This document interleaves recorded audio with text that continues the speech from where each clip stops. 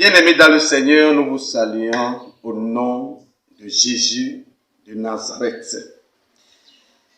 Si nous sommes là en ce moment, c'est pour parler de la consolation.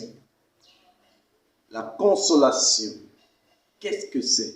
Comment se manifeste-t-elle? Entrons tout de suite dans les Écritures. Ésaïe au chapitre 40, versets 1 à 2. Consolez, consolez mon peuple, dit votre Dieu.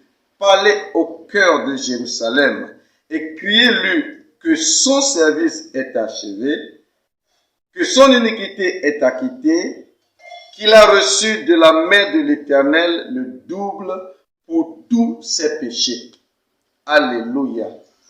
La consolation, c'est le réconfort donné à une personne en souffrance.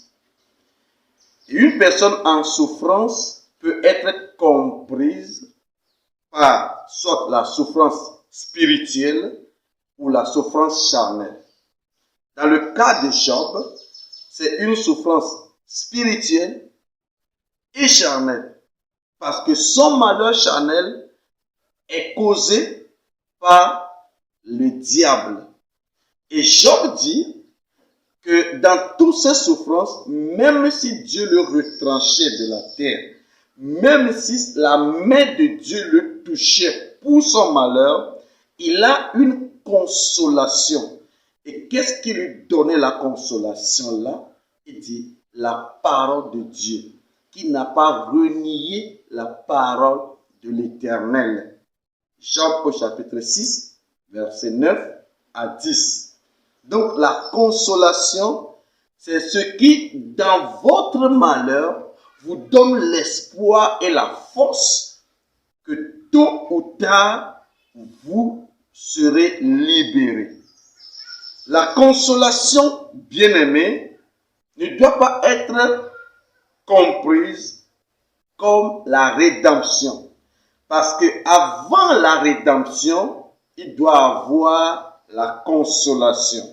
Autrement dit, le temps de consolation, c'est le moment où une preuve de délivrance certaine a été donnée à une personne et le jour où la délivrance est effective.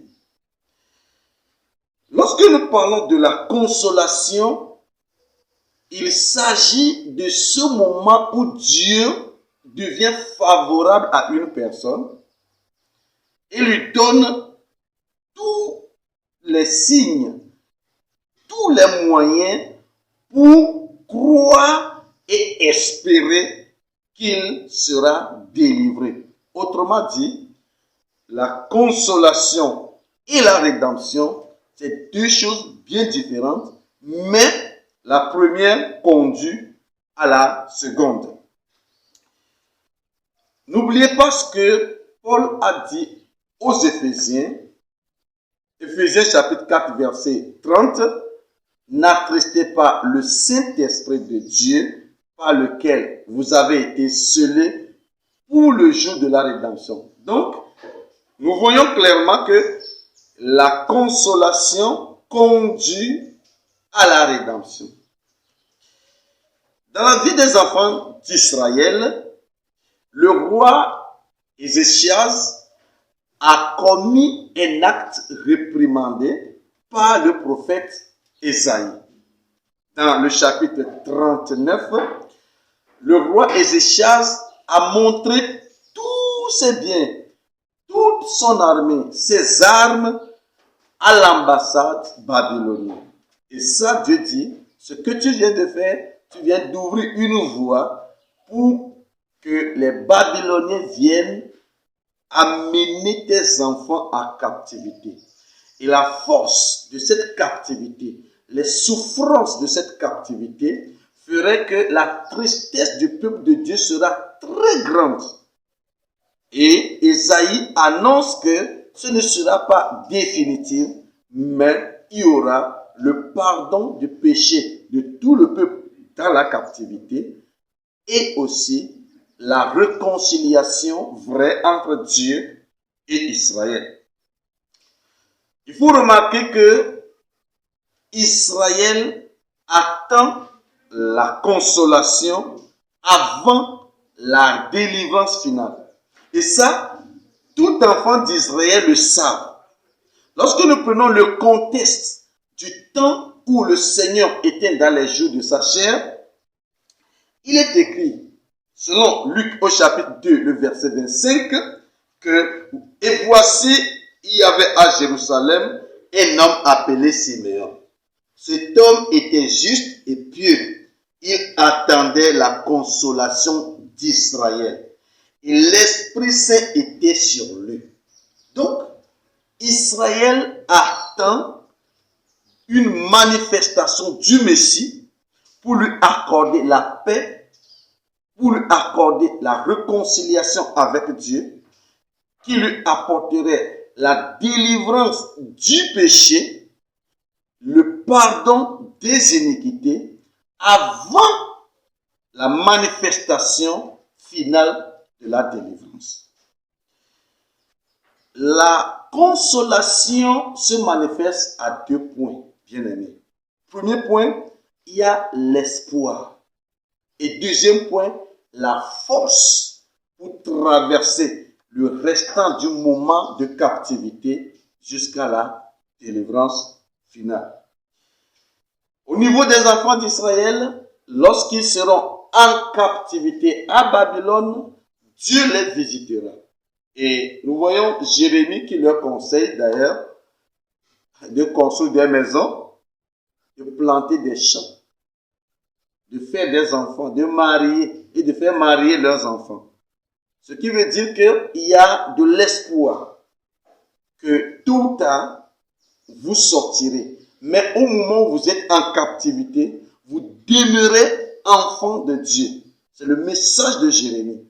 Et ce qui exprime comment se manifeste la première partie de la consolation, c'est-à-dire l'espoir. Lorsque vous êtes en prison, à perpétuité, et que sans avoir aucun espoir, vous recevez la visite d'un avocat qui vous dit, eh bien, figurez-vous que votre peine a été réduite selon les efforts que nous avons fournis et que très bientôt, vous sortirez de la prison. Cette parole vous donnera une joie alors que vous êtes en prison. Mais à partir de ce moment, vous pouvez commencer à changer votre pensée, changer votre mentalité, à nourrir certaines forces et à être confiant que votre vie n'est pas terminée. Eh bien, c'est ça ce qu'on appelle la consolation. Il y a beaucoup d'enfants de Dieu qui pensent que le jour où ils reçoivent le Seigneur Jésus, eh bien, ce jour doit être la fin de leur problème. Non. L'Écriture ne l'a jamais dit. Le jour où vous acceptez le Seigneur Jésus, vous entrez dans la période de la consolation. Vous avez maintenant la certitude qu'un jour, le Seigneur reviendra, établir son royaume et sera la fin de toute souffrance et de tout péché. Ainsi, la consolation qui a pour première étape l'espoir est compris et défini comme le paiement de la rançon. Matthieu chapitre 20, verset 28, Jésus dit, « Je ne suis pas venu, autrement dit, le Fils de l'homme n'est pas venu pour être servi, mais pour servir et donner sa vie en rançon pour plusieurs. » Donc, étant consolateur, le Messie d'Israël, il est venu consoler son peuple. Eh bien, l'Écriture dit clairement, bien-aimé, que la consolation, c'est au peuple de Dieu. Et jusqu'à ce que le Seigneur Jésus était sur la terre, il est mort, il est ressuscité, il est parti au ciel, il a envoyé le Saint-Esprit. La consolation était exclusivement aux enfants d'Israël. Simon dit qu'il attend la consolation d'Israël. et non la consolation des nations. Donc, la venue du Seigneur, c'est pour d'abord les enfants d'Israël, pour leur donner de la force, du réconfort, afin d'attendre la délivrance finale. Et ça, c'est selon les prophéties d'Israël, les prophéties adressées au peuple de Dieu. Donc, la première étape de la consolation, c'est de l'espoir. C'est lorsque Dieu devient favorable à son peuple. C'est lorsque maintenant il y a la paix entre Dieu et son peuple. Donc, l'œuvre rédemptrice du Messie donne à tous ceux qui croient en lui, je dis à tous ceux qui croient en lui, le pardon du péché, la délivrance de la culpabilité, la paix. C'est ce qui donne à cette personne ce que nous appelons la consolation. Il a un cœur tranquille, attendant avec assurance que tôt ou tard, ou bientôt selon l'expression biblique, le Messie reviendra pour détruire définitivement le mal dans ce monde et établir la justice de Dieu. La deuxième étape de la consolation, c'est la communication de la force. Premièrement, la consolation nous donne l'espoir, c'est-à-dire la réconciliation avec Dieu, la présence de Dieu effective et permanente parmi nous. Et deuxièmement, il nous communique la force. Rappelez-vous lorsque le Seigneur Jésus était à quelques jours de finir son ministère terrestre, il disait aux apôtres dans Jean chapitre 14 verset 16, « Et moi, je prierai le Père, et il vous donnera un autre consolateur, afin qu'il demeure éternellement avec vous. » Alors, cet autre consolateur est celui qui va doter de ceux qui ont l'espoir, sont réconciliés avec Dieu, de la puissance, de la force, pour avancer. Rappelez-vous ce qu'il a dit quand il devait quitter la terre. Acte chapitre 1 verset 8, il leur dit, « Mais vous recevrez une puissance, le Saint-Esprit survenant sur vous, et vous serez mes témoins à Jérusalem, en Judée, en Samarie, jusqu'à l'extrémité de la terre. » Donc, lorsque vous avez la force de Dieu pour espérer attendre malgré les vents et marées, malgré les situations difficiles, les moments atroces, les persécutions, la domination, le mal que nous donne ce monde, lorsque vous attendez avec patience, persévérance, la venue du Seigneur Jésus, sachez que c'est parce que vous avez été réconciliés avec Dieu et qu'il vous a donné par son esprit cette capacité à vivre pour lui. Ainsi, la consolation, c'est lorsque vous avez l'espoir que demain, le Messie viendra vous sauver et que vous avez la force pour tenir jusqu'à la fin. Bien-aimés dans le Seigneur, une chose doit être remarquée et acceptée par toutes les nations. La consolation n'a été promise qu'à Israël, le peuple de Dieu. Et je sais que cette parole peut faire mal à certaines personnes qui me suivent en ce moment. La consolation selon la Bible a été réservée exclusivement qu'à Israël. Parce que le Messie, lorsqu'il sera là, il sera le sauveur d'Israël. Et lorsque Israël sera sauvé, ce salut peut s'étendre sur les nations.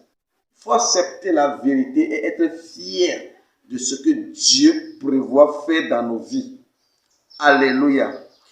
Car l'écriture est claire. Dites à Jérusalem que son iniquité est expiée. Il dit consolez, consolez mon peuple. Et le peuple de Dieu, c'est Israël. Maintenant, vous me demanderez, et nous les païens, que sera notre part dans la consolation? Calmez-vous, Dieu a tout prévu pour nous. Je lis Ésaïe au chapitre 66, versets 10 à 11, où il est écrit « Réjouissez-vous au sujet de Jérusalem et soyez dans l'allégresse à cause d'elle. Vous tous qui l'aimez, tressaillez de joie avec elle, vous tous qui menez deuil sur elle, afin que vous soyez allaités et rassasiés de la mamelle de ses consolations, afin que vous vous abreuviez avec délices de son sein glorieux. Ainsi l'écriture est claire que la consolation des nations sera liée à la consolation d'Israël. Et la Bible dit que lorsque Israël sera consolé, le lait de ses mamelles va nourrir et rassasier les nations. Or, nous savons que le lait, selon la Bible, c'est la parole de Dieu. Ainsi, l'écriture est aussi cohérente pour nous dire que toutes les nations s'afflueront vers la montagne de Jacob. Et ils diront, c'est en toi qu'est venue la parole de Dieu. C'est de Jérusalem qu'est sortie la loi. Et lorsque le Messie accomplit la consolation pour Israël, cet accomplissement sera pour nous la parole qui va nous sauver et nous donner les mêmes choses, les mêmes promesses liées à cette consolation. Les nations ne peuvent jamais être sauvées avant Israël. C'est impossible. Dans la Bible, l'évangile est adressé pour le salut de quiconque croit, le juif premièrement, puis le grec. Et notre consolation à nous est liée à la consolation d'Israël. C'est eux et c'est à eux que cette promesse est adressée. Et lorsque nous croyons que Jésus est le Messie envoyé à Israël, ce que aujourd'hui beaucoup de Juifs comprennent et croient véritablement, gloire à Dieu, cette compréhension que nous avons, qu'ils ont reçu la consolation par Jésus, bien, nous donne à nous aussi la grâce d'accéder à ce bonheur. Bien-aimés dans le Seigneur, ce que nous voulons vous dire, c'est qu'il y a 2000 ans, le Messie est venu apporter à Israël la consolation. Et Siméon, rempli du Saint-Esprit, l'a reconnu. Selon Luc au chapitre 2, verset 25, qu'on avait lu. Et maintenant, à nous de comprendre que cette consolation d'Israël peut être la nôtre. Et comment ça peut être la nôtre? C'est lorsque nous nous confions, c'est-à-dire nous acceptons par la foi que Jésus est le Messie et que Jésus a accompli tout ce que Dieu a prévu pour Israël et à travers Israël pour les païens, c'est-à-dire les nations. Que Dieu vous bénisse. Bien-aimés dans le Seigneur, nous vous appelons à accepter Jésus si vous ne l'avez pas encore accepté, car c'est en l'acceptant que vous vous abreuvez, vous vous allaitez pour être rassasiés du lait de la consolation d'Israël. Jésus est le Messie qui manifeste la promesse de Dieu concernant la consolation pour Israël. Et aujourd'hui, il nous le donne et nous demande de le recevoir par la foi. Ésaïe 61, verset 1 à 2, il dit « L'Esprit du Seigneur l'Éternel est sur moi ». Le verset 2 dit « Pour consoler ». Donc, pour consoler. Ainsi, le Messie manifesté nous donne l'espérance, l'espoir, et il nous donne la force par le Saint-Esprit qu'il a envoyé au jour de Pentecôte, afin que nous soyons combattants, nous soyons forts dans cette période jusqu'à ce que le Messie revienne et établisse son règne sur la terre. Que le Seigneur vous bénisse. Nous vous aimons. Croyez en Dieu. Croyez qu'il vous aime et il a manifesté la promesse de la consolation pour Israël et à travers Israël pour vous et manifester la joie selon qu'il est écrit. Réjouissez-vous au sujet de Jérusalem. Soyez dans l'allégresse à cause d'elle, vous tous qui l'aimez. Tressaillez de joie avec elle. Donc maintenant, la consolation d'Israël par le Messie nous est accessible et nous ne pouvons qu'être en joie. Je suis pasteur Boubouli de l'église missionnaire Christ et Vie. Que Dieu vous bénisse et que Dieu demeure avec vous selon sa promesse. Au nom de Jésus. Amen.